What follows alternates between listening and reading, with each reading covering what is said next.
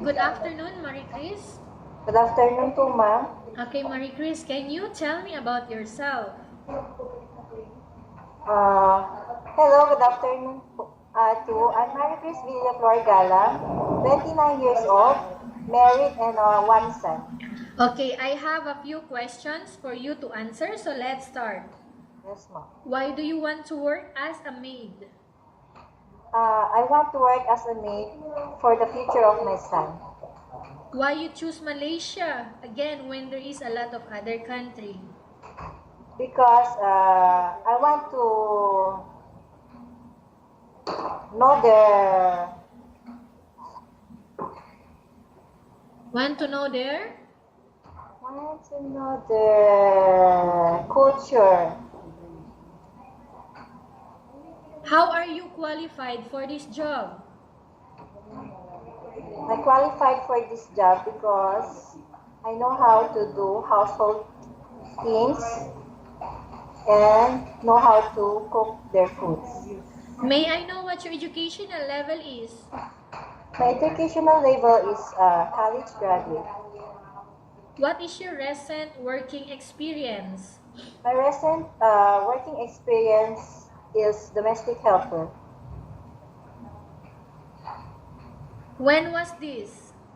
Uh, uh, my recent experience is 2012 to 2015 in Malaysia. Do you have experience of taking care of baby? Yes, ma'am. How about elderly? Yes, no, ma'am. You don't have experience of taking care or assist of elderly? Uh, have to, ma'am. I take care also. And who Yes, was ma'am. that elderly? My grandmother, ma'am. Okay, so it means you have experience of taking care or assist elderly. Yes, ma'am. Just assist, ma'am. Do you have any other special skills? Yes, ma'am. How about, are you willing to work with a family where the mother-in-law or any relative stay together? Yes, ma'am. Okay. Yes. Are you willing to learn new skills? Yes, ma'am. Currently, are you still working now? So far now, ma'am, no. Do you know how to cook? Yes, ma'am. What sort of food can you cook? Filipino food and Chinese food. Are you aware that you will have to do washing, cleaning, ironing, and cooking? Yes, ma'am. From all the house chores that I mentioned to you, which do you like most? Uh, I like most is cooking and cleaning. If ever you were selected to work in Malaysia, who will take care of your kids? My mother-in-law, ma'am. You are not allowed to use handphone during working hours. Yes, ma'am. You are only allowed to use handphone after you finish all the works and when going to bed. Yes, ma'am. You are strictly needed to surrender the handphone to your employer in the morning, and your employer will return back to you once you're going to bed. Yes, ma'am. If ever your employer finds out that you're abusing of using your handphone and it's affected your work performance, your employer will confiscate your handphone and you are not allowed to hold it anymore. Yes, ma'am. Instead, your employer will allow you to call to your family 3 times in a month. You only allowed to bring normal phone and you are not allowed to bring smartphone. Are you agreed for the terms and condition? Yes, ma'am. I agree. Are you agree to the rules and regulation for the handphone? Yes, ma'am. I agree. How many years is the contract as you agreed and understands? 2 years, ma'am. Can you describe for me your ethics, your attitude? I describe my ethics attitude. I'm a humble, kind, and a good person. How can you assure to us that you will work hard in Malaysia? I will assure and I will. Sorry, ma'am. Repeat. How can you assure to us that you will work hard in Malaysia? I will do all the household cleaning, ma'am. How can you assure to us that you will work hard in Malaysia? I will assure and ask and do hard my work in Malaysia.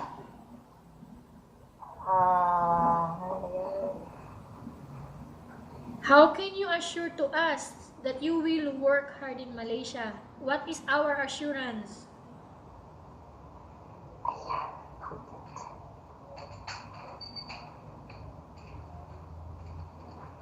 I will sure and do all the things, ma'am, for the household. Just make sure 2 years contract is 2 years. Yes, ma'am. Not 1 year, not months. Yes, ma'am. So make sure you will finish your 2 years contract. Yes, ma'am. That's our Yes. assurance. Marie Okay, Chris, ma'am. you Yes, ma'am. understand? Yes, ma'am. Can you promise not to use the telephone without the permission of your employer? Yes, ma'am. Can you promise not to put on makeup but to dress properly while work? Yes, ma'am. Can you promise not to invite friends and relatives without the consent of your employer? Yes, ma'am. Yes. Can you promise not to ask for advance salary from your employer under any circumstances? Yes, ma'am. Do you really understand of the rules and regulation of the agency? Yes, ma'am. Very well. Okay. Do you pay any placement fee for you to come to Malaysia to work as a maid? No, ma'am. Do you have any history of sickness, breast cancer, or any other illness? No, ma'am. Do you suffer from any skin diseases, allergy, or physical defect? No, ma'am. Do you smoke? No, ma'am. Are you medically fit or are you fit to work? Medically fit, ma'am. Have you undergone any operation? No, ma'am. Are you allergic with any food? No, ma'am. Are you preferred to work for the employer of any race? Yes, ma'am. Yes. Are you preferred to eat the type of food taken by your employer? Yes, ma'am. Are you afraid of being left alone in the house? Yes. No, ma'am. Are you afraid of dogs or other pets? No, ma'am. Can you promise to work according to instruction from your employer? Yes, ma'am. Yes. Do you have any immediate family working in Malaysia? Yes, ma'am. Like who? Aunties. Aunties? Yes, Still ma'am. here? Sorry, ma'am? Still working here? Yes, ma'am. 15 years. Okay. Working as? Domestic helper too, ma'am. Domestic helper also. Yes, ma'am. Okay, Marie Chris, we have finished our question section. Let's go to case study. I have a case study for you and I want you to answer me truthfully. Yes, ma'am. Upon arrival in Malaysia within 6 months only, if ever any of your family members passed away, what will you do?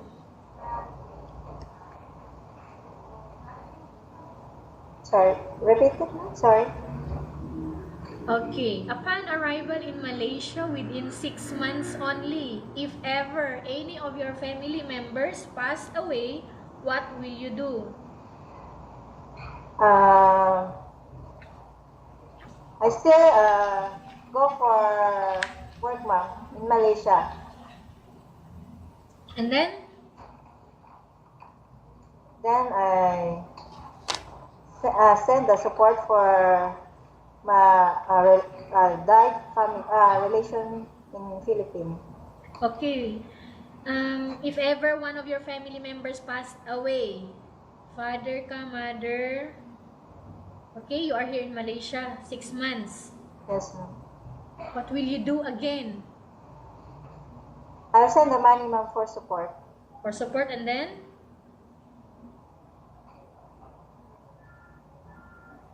Continue. Then I just let want them to be, hear ma'am. again. Sorry, ma'am? I just want to hear again your answer. Okay, ma'am. I will send the money for the support of the burial, ma'am. And then you will continue your? And I will continue my work in Malaysia. Okay, if ever your employer is watching you right now, what do you want to tell them? I will tell to my employer that please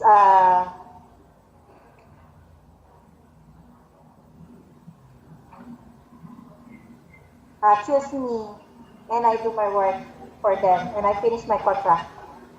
I will do everything for them. Okay, thank you very much, Maricris. We Yes, will update to your agency if there is any selection made by the employer. yes, ma'am. Thank you too.